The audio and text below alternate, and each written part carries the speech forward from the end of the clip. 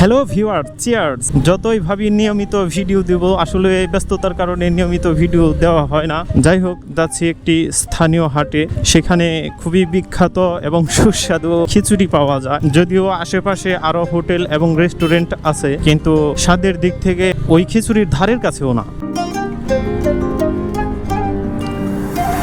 সকালবেলা যখন নাস্তার সময় হয় তখন সেখানে রীতিমতো লাইন ধরে খিচুড়ি খেতে হয়, যার কারণে একটু দুপুর করে বের হলাম, যাতে করে দেখি যদি একটু ভিড় কম হয়। আজকে হাটের দিন বিধায় গাড়ির চাপটা আগের তুলনায় একটু বেশি এই রাস্তায়। রাস্তার কাজ করতেছে পাশে, আর হাটের দিন থাকাতে রাস্তার কাজ যেহেতু করতেছে, এক লেন বন্ধ, যার কারণে চাপটা একটু বেশি পড়ছে এই সাইডে। আশা করছি খুব শীঘ্রই কাজটা শেষ হইলে খুব দ্রুতই যাওয়া যাবে এখান দিয়ে।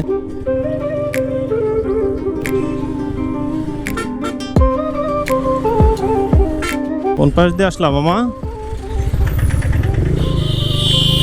এটা একটা বাজার, আর বাজারের সাথেই হাট হয়। যেভাবে ডান পাশে লেনটা ব্লক হয়ে রয়েছে, ওই পাশে যাওয়াই তো এখন। আচ্ছা, যাই হোক, দেখি এই পাশ দিয়ে যাওয়া যাবে। একটু ফাঁকা আছে। আসলে হাটের দিনগুলোতে ভাবছিলাম সকালে ভিড়টা বেশি থাকে, কিন্তু না, এখনো যে দুপুরের সময়, তারপরও যথেষ্ট পরিমাণ ভিড়। কি খবর সুজান? এই তো আসলাম খিচুড়ি নেওয়ার জন্য। রীতিমতো ডান পাশের দোকানে একবারে ভিড়ে হোমড়ে খেয়ে পড়ছে। সুজান, কি ব্যাপার? খিচুড়ি কি নাই? পার্সেলের জন্য হবে না? খিচুড়ি শেষ হয়ে যাও তো আমাদের একটু অপেক্ষা করতে হবে। আসলে সচরাচর আমি এই দোকানে থেকে সবসময় খিচুড়ি নিই, যার জন্য পাশের দোকানে গেলাম না। ছোট ভাই নতুন করে হাড়ি, মানে খিচুড়ির যে হাড়িটা পাতিল যেটা, সেটা আনার জন্য গেছে, তার জন্য অপেক্ষা করছি। ও আসা পর্যন্ত অপেক্ষা করি।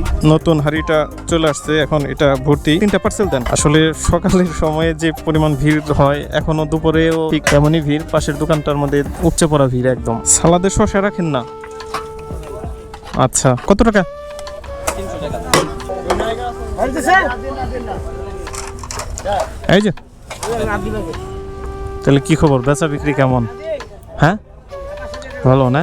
খিচুড়ির প্রাইসটা আগের চেয়ে একটু বাড়ছে। আমি যখন লাস্ট 1-1.5 বছর আগে আসছিলাম, তখন প্রতি প্লেট ছিল 50 টাকা করে। আজকে প্রতি প্লেট নিল 100 টাকা করে। এখন দাম হবেই তো, কারণ যে হারে মানে দ্রব্যমূল্যের দাম বাড়ছে, সেক্ষেত্রে তো এটা একটা সাধারণই বলা যায়, কারণ বাড়বেই তো, কোনটা তো বাকি নাই। তবে যাই হোক, দামটা এখানে কোনো ফ্যাক্ট না। এর স্বাদটা এমন স্বাদ যে একবার খেলে আমার নাতি গেল। আচ্ছা, আমার ইন্ডিকেটর আগে দেওয়া উচিত ছিল। কাকা আসলে হকচকিয়ে গেছে যে উনি কোন দিকে যাবে। তবে দুপুর হওয়াতে মানুষ সম্ভবত একটু কমই বের হয়েছে। আজকে রোদের পরিমাণটা অত্যন্ত তীব্র। তাহলে বাসায় যাচ্ছি এখন, আর ভিডিওটা এখানেই শেষ করছি। আশা রাখছি পরের কোনো ভিডিওতে আবার দেখা হবে ইনশাআল্লাহ।